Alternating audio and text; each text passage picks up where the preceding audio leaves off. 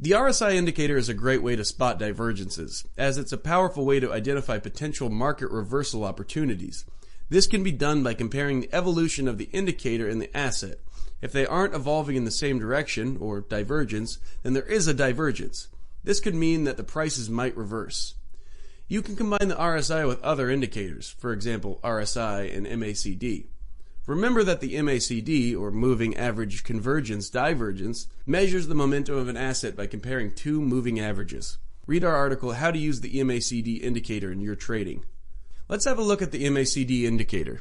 A buying signal will only be considered as such when the MACD line crosses above the signal, and the opposite as a selling signal.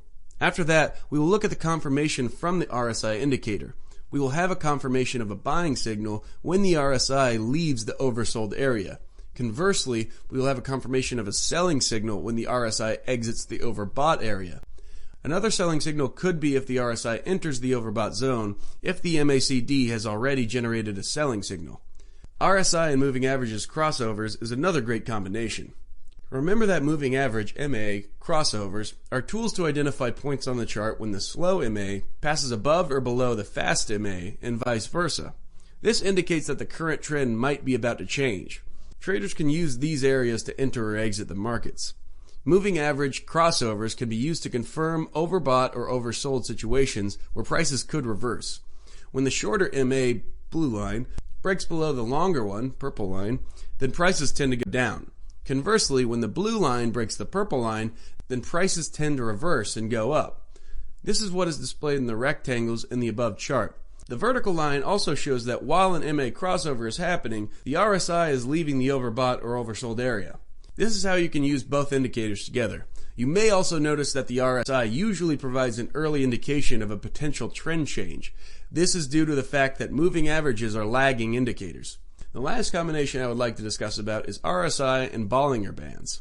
Bollinger Bands were developed by John Bollinger and represent a channel enveloping prices. It's a simple moving average, usually a 21-day MA, with two standard deviations plotted above and below it.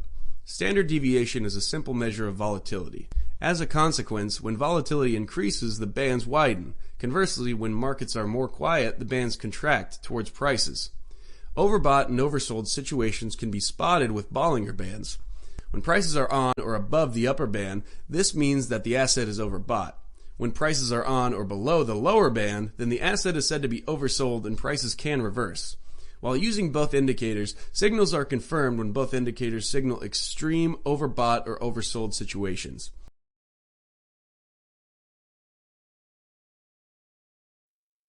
That's it for now. On our website you can find more posts and podcasts. I hope you enjoyed it, and don't forget to subscribe to our podcast channel on YouTube. Do you use RSI indicators in your trading? If yes, are they the only tool you use, or do you use them in combination with other indicators? We would love to know your thoughts, so feel free to share them in the comments below.